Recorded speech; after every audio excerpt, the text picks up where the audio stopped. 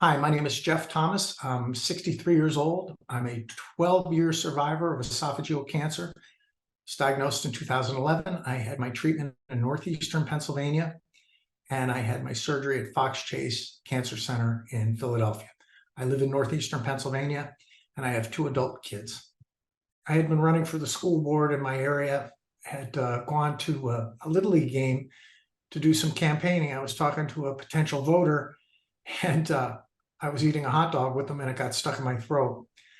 Kind of had to cough it up and move on. I didn't think much of it that day. The day after that, I was running to work and I was late, and I grabbed a piece of chicken out of the refrigerator, started eating it while I was driving, and that got stuck as well. And that one was a little tougher to dislodge from my throat. And at that point, I knew I had to go see somebody. Called, I got an appointment with my general physician, my GP. He looked me over and I explained my symptoms to him, and I told him the food was getting stuck. He initially wrote it off to me being nervous or something, but anyway, he set me up to go get scoped eventually. So I went to the scope, and the gentleman looked at me and he said, "Well, I don't think you're real sick. It doesn't look like it's anything. You look really healthy." I had been doing P90X and working out all the time.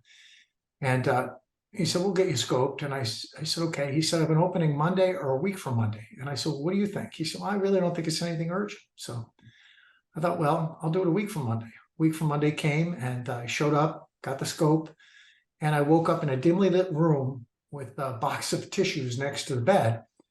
And the nurse said, "Don't move. The doctor would like to speak with you."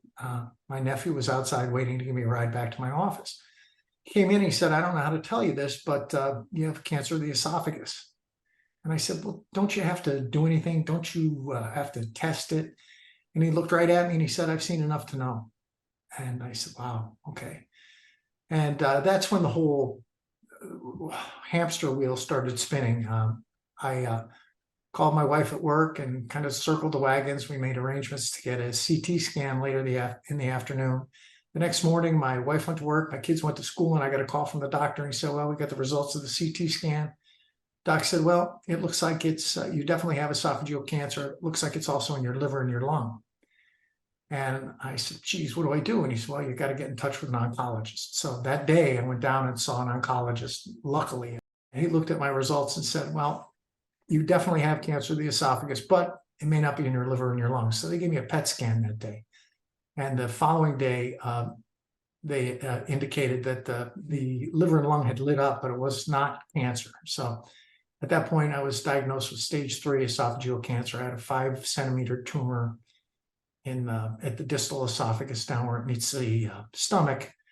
And at that point, that's when we began to look into how I was going to get treated.